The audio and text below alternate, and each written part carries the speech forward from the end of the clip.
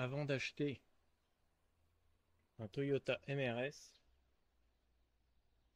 il y a des points tout de même qu'il faut un petit peu éclaircir. Alors dans l'ensemble, c'est un véhicule super fiable, mais il y a eu pas mal de problèmes sur les phases 1. Alors les phases 1, on les reconnaît très facilement, puisque l'avant et l'arrière ont été remodelés.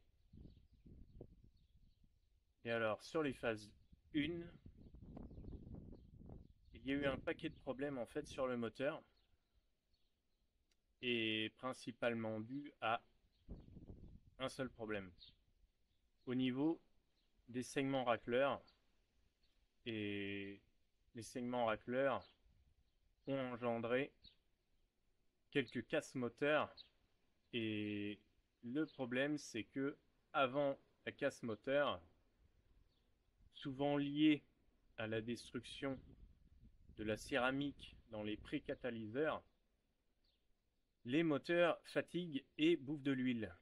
Alors une fois que les segments ont ovalisé les cylindres étant déformés, le moteur consomme de l'huile et petit à petit, on peut dire que le moteur est déjà mort.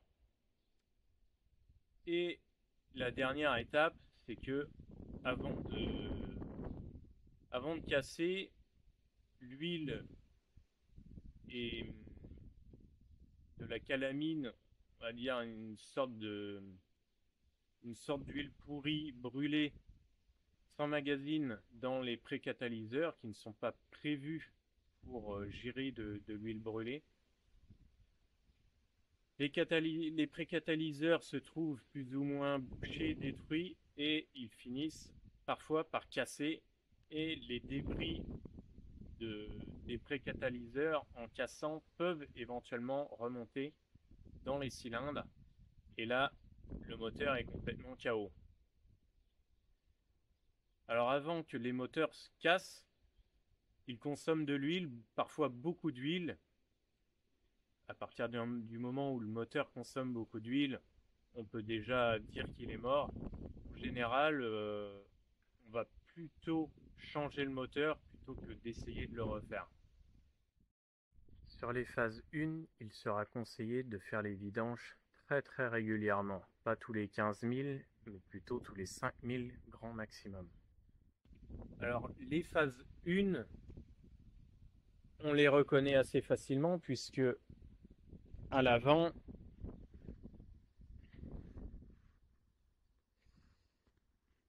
les phases 1 ont une entrée d'air sous le pare-choc rectangulaire.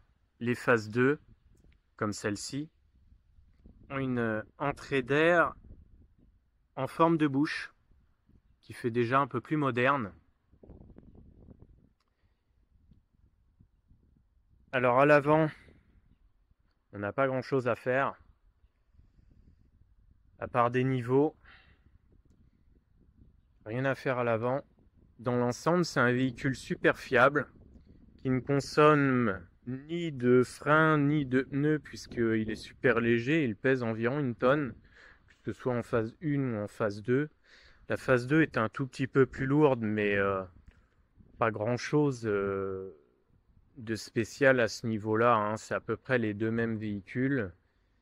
Il y a quelques retouches esthétiques qui diffèrent, autrement on peut dire que c'est les mêmes voitures. À l'arrière, alors il n'y a pas grand chose à voir, même si le moteur est à l'arrière.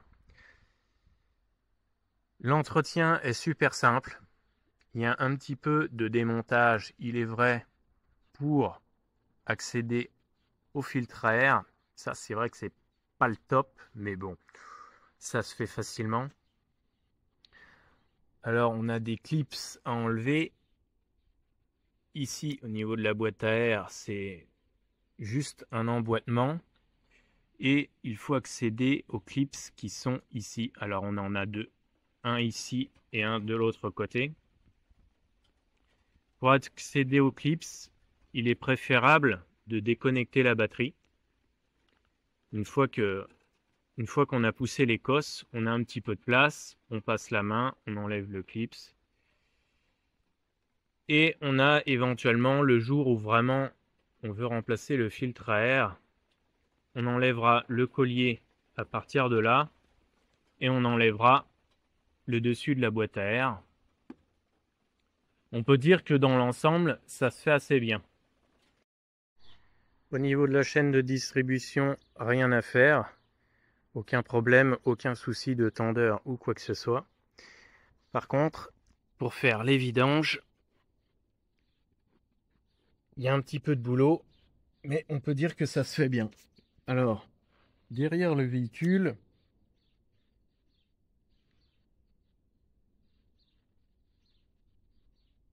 ou plutôt sous le moteur, on a un cache en plastique ici et un deuxième cache en plastique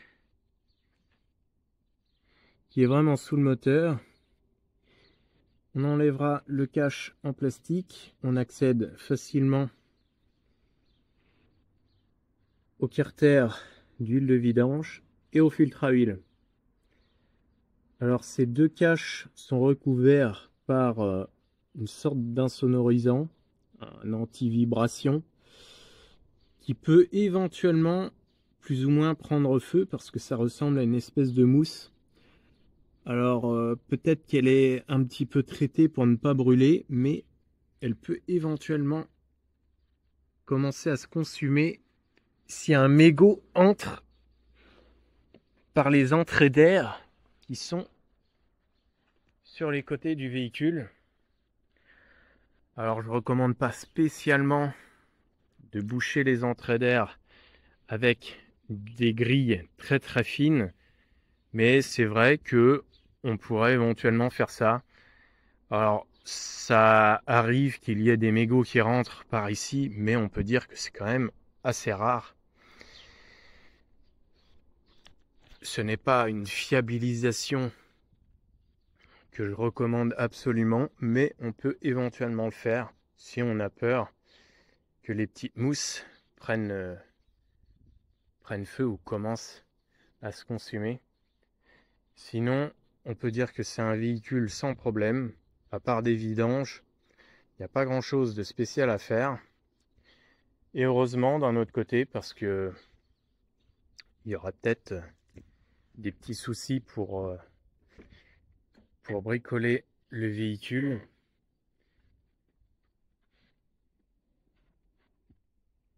La tirette du capot avant est ici, mais dans l'ensemble, on ne s'en servira pas souvent puisque il n'y a pas grand chose à voir devant la voiture.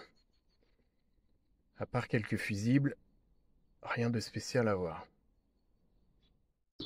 Vous avez aimé cette vidéo? Pensez à mettre un pouce et des commentaires si vous êtes inspiré.